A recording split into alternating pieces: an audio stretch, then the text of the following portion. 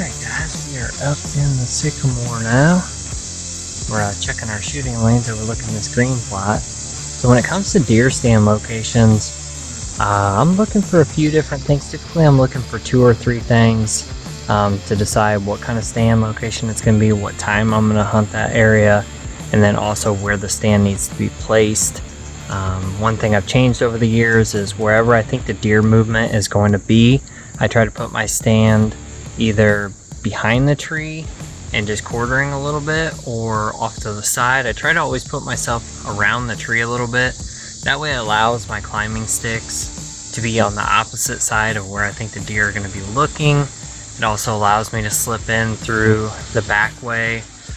Just trying to ease in and out of these areas with minimal disturbance, and that's been the ticket for me over the years. So this stand here, even though I'm sitting and facing this direction, we're actually hunting that way, and I'll show you exactly what I'm talking about. So there is a trail that comes down here, a couple trails through there, but there's the road there. So the truck's parked just a little ways down the road. I slip right in through the timber, come right through here, and then climb right up the back side of this tree.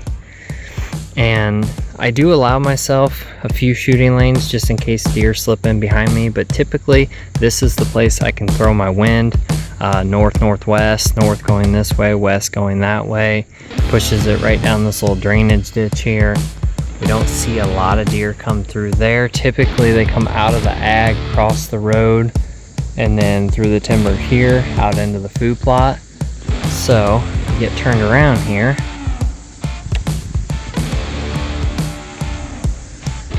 When I stand up to shoot, now I have the tree in front of me, so I can stay behind it like this. I've got a split in this tree, so I have a shooting window. And then when I need to, I can reach right over here for my bow, draw, and the food plot is right there. And we got a scrape tree. There's a couple trees kind of bent over still. We need to cut those, clear a few more shooting lanes out through there. But we got a nice green plot at 30 yards, and we got a scrape tree right there. And this is killer access to this stand because of the way I'm hunting. I'm slipping in the back way. Typically you'll see people when they do hunt food sources, they're right on top of the food, and unfortunately, you know, one swirling wind or the thermals start to fall in the evening, and that kills that hunt. So that brings up kind of what type of stand locations I'm looking for, and then how I hunt each one. So when it comes to hunting a food source like this, I want to be a little ways off the food, but I still want to create a high out spot. So that's why we have that scrape tree at 30 yards. If I'm hunting a transition, I'm probably going to be a little bit tighter. I'm going to be closer to those pinch points or those trails where I know the deer are, because I want to get a shot opportunity. I don't want to mess that up. But when it comes to food, I don't mind if it takes me a few evenings, or if it takes me, you know, a month. As long as I'm not bumping that deer or educating that deer, it allows me multiple opportunities at it. That being said, you got to keep in mind when it comes to hunting big, smart, mature deer, usually your first sit's your best sit. So that's why I hang a lot of new sets, I tweak sets, and a lot of times I take last year's intel and I create this year's stand location. So what do I mean by that? Meaning if I had a big buck or multiple big deer year after year skirt by me, or I see them use an area where I don't have a stand location, or I was too worried about, you know, bumping the deer, I'll go in there that winter, figure out how I can access that spot, identify what tree I want to hang that, you know, a new set in, and then I'll hang the stand up for this coming year. So that's exactly what we did this year. If we don't connect with one of them in this food plot, that's okay. We've got 3 or 4 other food plots that we can try, and if none of those work, we have transition routes, pinch points, funnels, bedding areas. When it comes to bedding areas, I've kind of switched it up over the years. Now I really enjoy hunting bedding areas in the evening, not the morning. What I've noticed is you can slip in quiet, undetected. The deer's already in its bed, so you're not doing much damage. You can see what you're doing when you're coming in.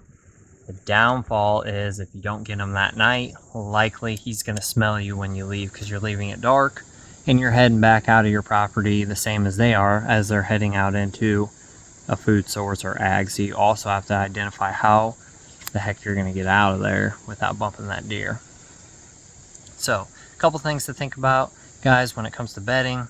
Try hunting evenings. If you're gonna do a morning set, say it's, you know, November, rut time, I'll hunt a food plot in the morning. If it's a transition food plot, I hunt a lot of transitions, pinches, creek crossings. I really like that middle ground for morning hunting. I like the tighter, thicker bedding deeper in the evenings, and then I also like hunting food sources, field edges, things like that during the evening as well, as long as I have a good way out of there. The thing to think about when it comes to hunting these food plots is the deer coming there in the afternoon, and likely they're going to get there close to dark. So if they come in there and they just start feeding 30 minutes before dark, you don't get a shot at your target buck. Well, now you got to figure out how the heck to get out of there while he's feeding. That's why I like these stand locations. That deer can come into this food plot, feed, you know, all the thick beddings up there. They come off these hillsides. I know that they're going to transition through this out into the ag. So you can do a couple things. One, you can hopefully get a shot at them. That'd be ideal. Say you don't. Now it's getting dark. You can sit and listen and see if you can't hear them going through the timber. A lot of times I'll do that. I'll just stay a little bit later. I know that's not going to be, you know, possible for everybody, or maybe you have things to do and you don't want to sit in the dark all night, and I understand that. But when you're trying to kill mature deer, sometimes that's what you have to do. Or the other thing is, say those deer just got in there and started feeding, it's getting dark, I'll pack up, you know, even in that gray light, go ahead, climb down the stand, take my trail right out there to that drainage ditch and head out to the road. And I will beat those deer to that road, and I will get in my truck before they get to that ag field. So that's something that's helped me out. You just need to identify your entrance, exit. You need to figure out where the deer are coming and going.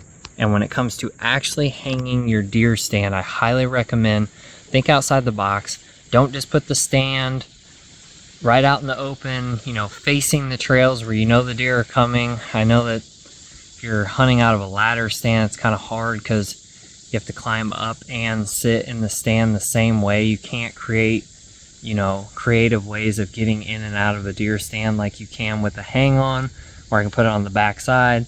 I can kind of canter the stand a little bit. I can turn it off to the side. I also have set this up so that my strong arm is where the opening is. I can sit down, I can stand up. I've created multiple, you know, shot opportunities in this spot, and I've created an area where I can sit and visually watch deer, but I can stay close to the tree, I can stay to the backside. Because let's face it, when all of this defoliates, the woods get bare, oh man, you're gonna stand out up in a big sycamore tree, you know, 18, 20 feet up. So a lot of times, you know, I'll switch to hunting on the ground, I'll hunt out of a blind, or I'll do things like this where, you know, if this is the spot I need to be and I can't change, you know, my hunting tactic as far as hunting from the ground, well, I need to be able to hide behind this tree and use this as cover until I can get that shot opportunity. Deer get really spooky come late season. You know, one little sound could be the difference between getting a deer or not. So some things to think about, guys, when it comes to stand locations, stand placement, and then how you hunt certain areas or hunting over food or different times of year. If you want more detail or more in depth on this, leave a comment below. I will try to touch on everything that I can, and I'll get back to you guys on any comments that you have. But just what we're doing right now, we're getting our last bit of stands tweaked. We're trying to finalize shooting lanes, and this is the time of year to get everything nice and settled in, so then when, you know, deer season does come, you're ready to hunt. Thanks for tuning in on this week's episode, guys.